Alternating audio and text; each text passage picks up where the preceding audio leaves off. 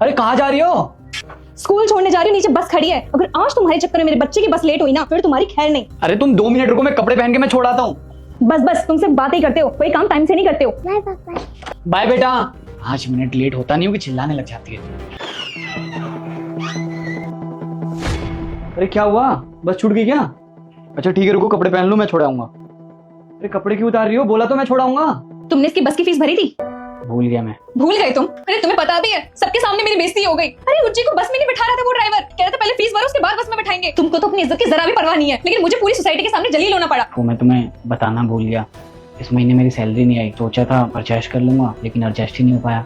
अरे तो फिर साफ साफ बोल देते ना कि मैं नहीं कमा पा रहा, नहीं पढ़ा पा रहा अपने बच्चे को। अरे मैं कर लेती कोई जॉब, मैं पढ़ा लेती अपने बच्चे को। सुनो जी, तुझे सरकारी स्कूल में पढ़ना पड़ेगा, क्योंकि तेरे बाप की तो इतनी औकात नहीं है कि तुझे वो अच्छे स्कूल में पढ़ा सके। बस की फीस तो भरी नहीं जा रही इनसे, तुझे प्राइवेट स्कूल में पढ़ाएंगे। अरे तुम बच्चे के सामने कैसी बातें कर रही हो? वो क्या सोचेगा मेरे बारे में? क्यों ना बोलूं? अरे बच्चे को भी तो पता चलना चाहिए कि इसके पापा इसके लिए क्या कर सकते हो क्या नहीं। अरे हो जाती है यार दिक्कत है, सैलरी टाइम पे नहीं आती है कभी कभी, और तुम नहीं समझोगी तो कौन समझेगा? और तुम मेरे बेटे के सामने मेरी बेइज्जती कर रही हो, क्या ये सही है? अरे रहने दो तुम, मुझे अच्छे से पता है ये सब बस तुम्हारे ड्रामे हैं। पैसे होते हुए भी बच्चे की फीस नहीं भरी जा रही। चलो जी, हमें नहीं बात करनी इनसे।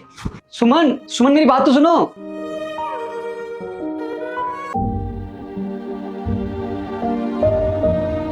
ये लो, मेरी सैलरी आ गई। क्या बात है, तुम्हें सैलरी मिल गई? अच्छा सुनो, सॉरी। हाँ सॉरी? वो किस लिए? मैंने उस दिन उज्जी के सामने तुम्हें कितना सुना दिया यार। वैसे मैं करती भी क्या, मैं जैसे उज्जी को बस तक लेके गई, बस वाले ने बैठाने से इनकार कर दिया। सबके बच्चे बैठे हुए थे बस में, बस मैं और मेरा बच्चा ही बाहर खड़ा था। यार सारी सोसाइटी वालों के सामने मेरी बेइज्जती हो गई, इसलिए गुस्सा तो आएगा ही ना। मैंने तुम्हें खामखा इतना सुना दिया। कोई बात नहीं, वैसे भी अब तो मुझे आदत सी हो गई है सुनने की, क्योंकि तुम्हें तो मेरी मजबूरी दिखाई नहीं देती है। मजबूरी?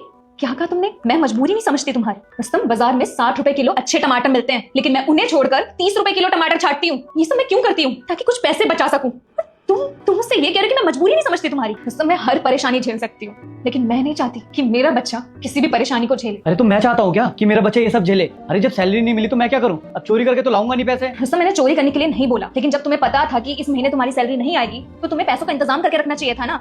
अब तुम्हारी सैलरी नहीं आएगी तो क्या इसकी वजह से मेरा बच्चा स्कूल जाना छोड़ दे? वही तो सुमन, तुम मुझे कभी नहीं समझोगी कि एक मर्द को क्या क्या झेलना पड़ता है। अरे तुम एक बच्चे के सामने उसके बाप को जलील कर रही थी, तो क्या सोचेगा कि एक बाप अपने बच्चे की अच्छे से परवरिश तक नहीं कर सकता। और एक बात तो किसी ने सही बोली है सुमन, कि मर्द की इज्जत ना तभी तक है जब तक वो पैसे कमा के लाता है, और जिस दिन वो पैसे कमा के ना लाए ना, उसकी कोई इज्जत नहीं करता।